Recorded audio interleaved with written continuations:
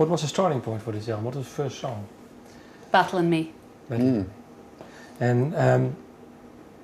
when you who came up with that song?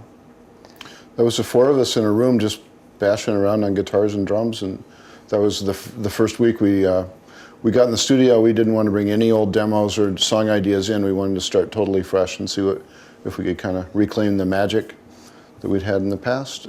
So we just started playing, and Shirley just started kind of I don't know if you were making stuff up or what, I guess you were, but that song was, turned into like a 20-minute jam.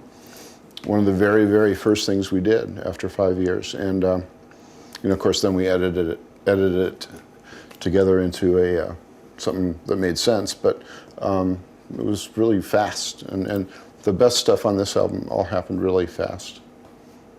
What does that say to you, that it really happened fast, the best stuff?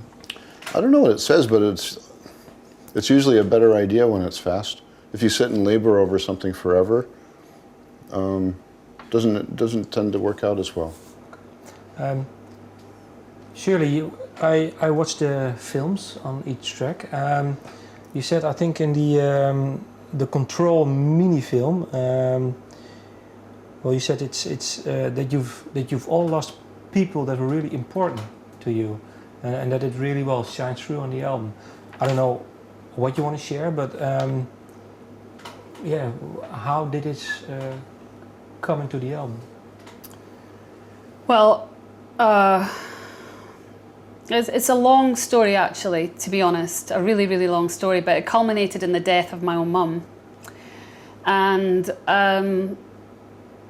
losing her just changed my whole perspective about how I viewed my future, how I viewed my role as a musician, and what and where I wanted to go in my life, and that changed direction for me.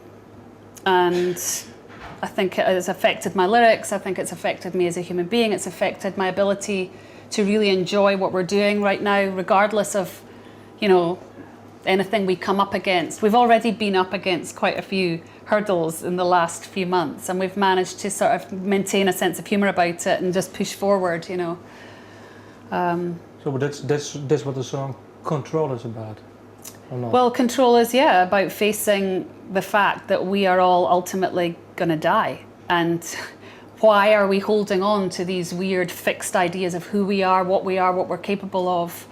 It's about urgency, it's about vigour, about life and letting things move through you instead of holding on tight. Yeah. The album's called Not Your Kind of People. Why? Why? Well, I can't speak for the others, but for me, I sort of had this picture as we were making the album of our, an imaginary picture of who our fans are, because we knew there were still a number of them out there, because they would write letters and so forth, and I think it was kind of speaking to them, and what we hear from them, and as we feel as people, I think, often, is that we're not in the mainstream of society. We're not incredible weirdos either. You might disagree with that, but it's kind of addressed to outsiders. That's who we feel the fans are, and we feel like that a lot too. People who don't feel like they fit into what's considered to be the proper path. Does that make any sense? Of course. How do you start writing these lyrics? What was the first line that you came up with that you showed to the guys? The first line of the song is, I should go back there, because Butch came in one day and said, I have an amazing title for a song. It's called Not Your Kind of People. And I was like, yeah, that is amazing. We should write that. We need to write that song. That'd be amazing.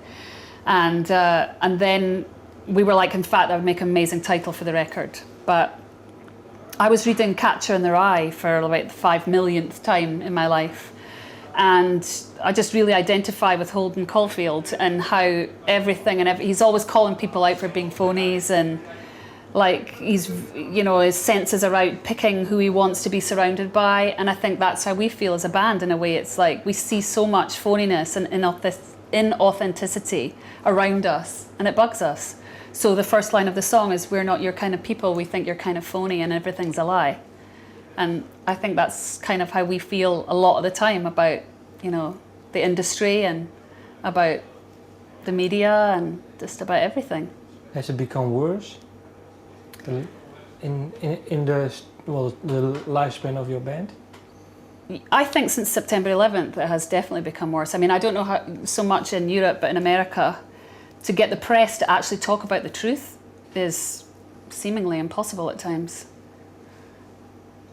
Steve, last question for you. Your daughter is singing on the album. Yes. What is her line? What's her line? Yeah. Both Butch's daughter Bo and my daughter Ruby sing in the background on Not Your Kind of People, on the chorus towards the end. And we had talked about maybe getting a kids choir in to do it, and then we realized that it would be a lot easier and more fun to get our own kids to do it. What was it like for her? Oh, she was so excited.